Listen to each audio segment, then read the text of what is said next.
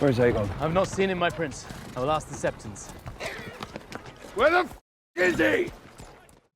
Welcome back, everyone. It's Charlie. Knight of the Seven Kingdoms just released their finale for Season 1, and in a first for any Game of Thrones show, they had a Marvel-style post-credit scene, including a big joke title screen, as well as contemporary modern music instead of period-specific music like House of the Dragon or the original series.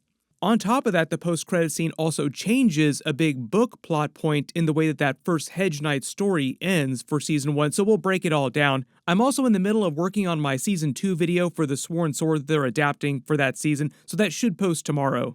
The really good news is that we won't have to wait that long for Season 2. It will be premiering in 2027, and Season 3 the year after that in 2028. But at the very end of the episode, Dunk has already told Maekar that he doesn't want to go to Summerhall and become his Targaryen castle knight, doesn't want to take Aegon as his squire there because he's fed up with royalty after his experience with the Trial of Seven, what happened with Baelor, and just the tourney at Ashford in general has been pretty crap for him so far.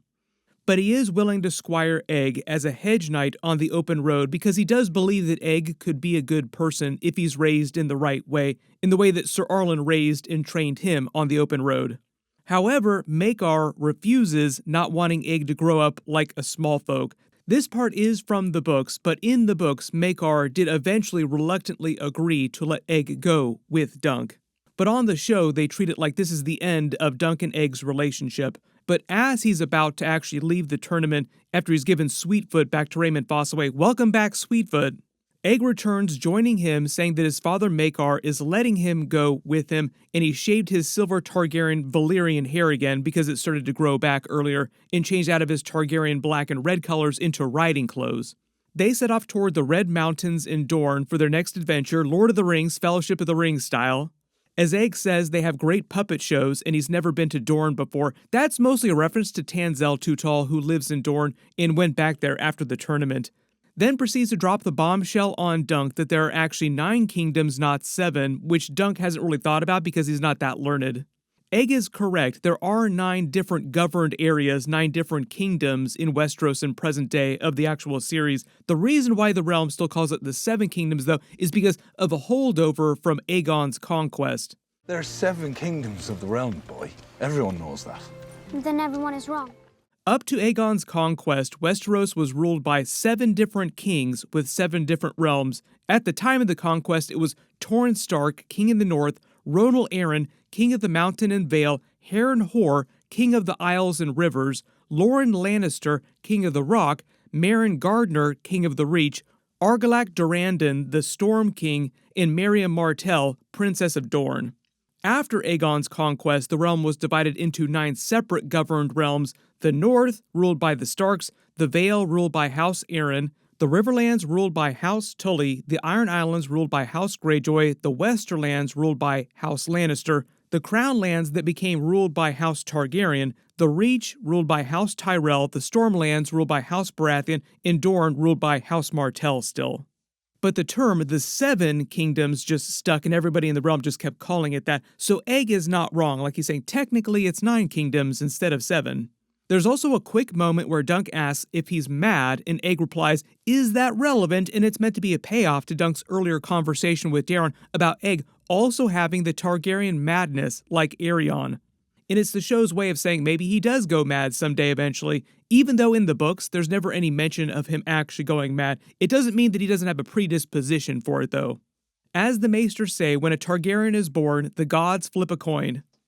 Then as they ride off towards Dorne and Dunk sees a vision of Sir Arlen on Sweetfoot, they play the title card, a knight of the 9 kingdoms, not 7 kingdoms. The showrunner Ira Parker said that this was also meant to be a joke for levity because their show, unlike House of the Dragon or the original Game of Thrones series, uses way more comedy.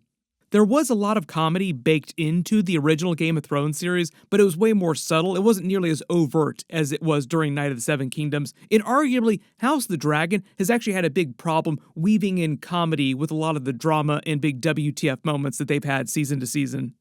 Then in the actual post-credit scene after the titles, it's revealed that Maekar and the rest of the Targaryen family are heading back to King's Landing, first with Baelor's ashes, and then he'll go back to Summerhall. Aerion will sail from Blackwater Bay to the Free Cities and live there from now on, and Daeron will just go back to his cups. Egg also has sisters, but they weren't part of the actual season 1 here. And they reveal that Maekar never let Egg go with Dunk and is screaming for him, wondering where he's run off to again. He lied again like he did during episode 1 and episode 2 when he snuck away to join Dunk at the actual tournament. So it's meant to be a callback to the beginning of the series. Where's Aegon? I've not seen him, my prince. I will ask the Septons. Then they dip to the end credits with 16 Tons song, which is the second modern music they use in the series and in this episode, using it for more comedy. And if it wasn't clear, the post-credit scene with Maekar yelling is also meant to be comedic. So the entire end of the episode, after the very touching moment of them writing off Lord of the Rings Fellowship style, after that moment is meant to be very comedic. What the showrunner said is that Season 2 will deal with the consequences of Egg's actions running off again without permission, but in the books, like I said, Maekar let Egg go on the condition that he continue shaving his head to disguise his identity, and he take Maekar's Targaryen ring with him with their sigil on it in case he ever needed to prove that he was a prince. And during the post-credit scene, if you zoom in and enhance on Maekar's hand here, he doesn't have his ring on anymore, so I think they're implying that Egg also stole his ring, but they're still keeping the book change that Maekar did not approve of him going. So it's kind of them doing the book and changing a couple things about that ending at the same time. And what they'll do in Season 2 is Egg will just have to apologize to him again for it, or by Season 3, and Maekar will eventually allow him to continue. Some people also suspected they made this change so they would have an excuse to bring Maekar back during Season 2, because in the books, what they're adapting for Season 2, Maekar isn't part of that particular story. Sam Spruill, the actor who plays Maekar, also said that he's not supposed to come back for Season 2, but they're in the middle of filming it right now, so there could be some kind of small insert scene where they bring him back for that, just to acknowledge that moment. And if they don't actually bring the actor back, they'll probably just have a line of dialogue where Egg will mention sending a raven to his father explaining what he's done. Please don't send a whole bunch of Kingsguard and Castle Knights after us to try and pick me up. I'll be fine, don't worry.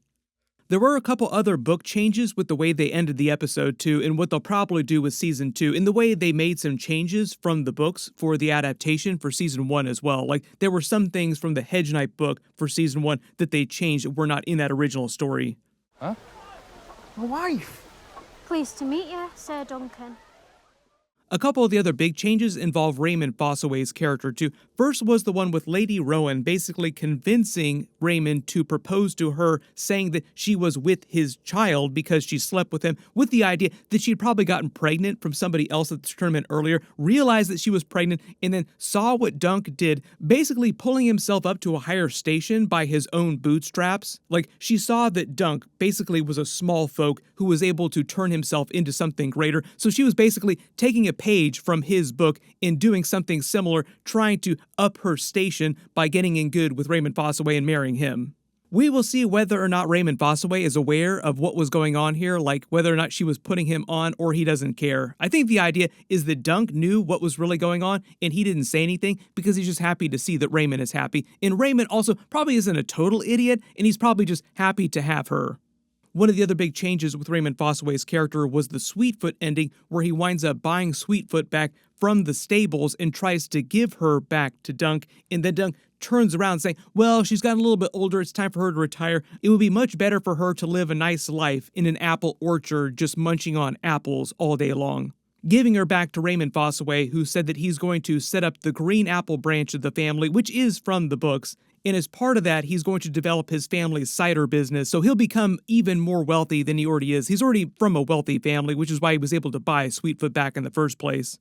But at least during Book 2, what they're adapting for Season 2, he's not a real big part of that story. So if we see Raymond Fossaway back in Season 2, even though Cider Hall, where he's from, is like right here next to Ashford, it would actually be a big book change.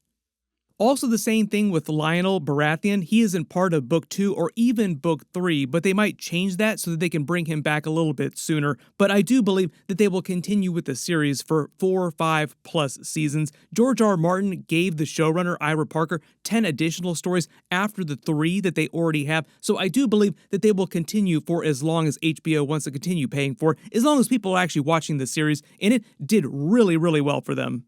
So I would say at least 4 to 5 seasons minimum.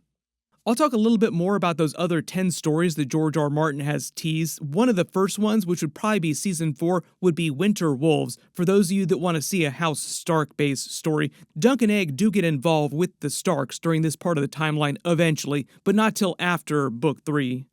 One of the other really cheeky things that the writers do for the finale that I didn't talk about during my actual finale video was when Sir Arlen comes back to life, like his heart stops mid-conversation in the middle of his speech about the origin of the penny tree.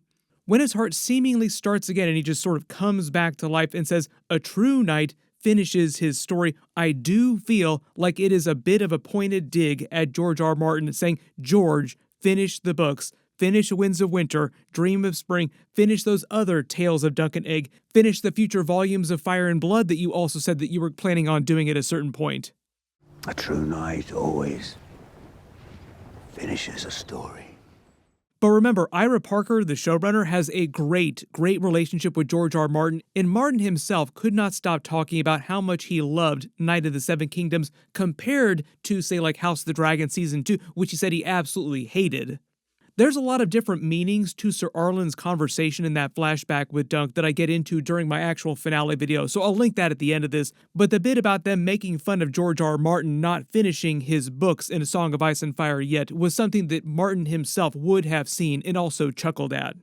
So it wasn't like this was meant to be a hateful kind of call-out or anything like that. Everybody post all your reactions in the comments below and anything that you want me to include in my Season 2 video or questions you have about the season that I didn't address during my previous videos. There's a bunch of big stuff coming up soon. I've already done a full video for the House of the Dragon Season 3 trailer. I'll post a link for that down in the description below. Those episodes will be starting in June. We'll get more trailers for that soon, so I'll just do videos for that as we get more footage and more bonus videos. If you have special requests for that, just write them below in the comments too. I'll also talk more about some of the other teasers for Season 2 in my video tomorrow for my Night Season 2 video. Ira Parker, the showrunner, has also answered a lot of questions about the things that they mentioned during the ending, how they'll deal with Dorne, because the story of Season 2 is based on Book 2, The Tales of Duncan Egg, The Sworn Sword, and that takes place in the Reach, completely different area. I'll try to finish that video as soon as possible, so be sure to enable alerts for my channel so you don't miss that. Everybody click here for that Season 2 video. I'll update the link as soon as I post it. And click here for my Night of the Seven Kingdoms Episode 6 finale video. Thank you so much for watching, and I'll see you guys in the next one.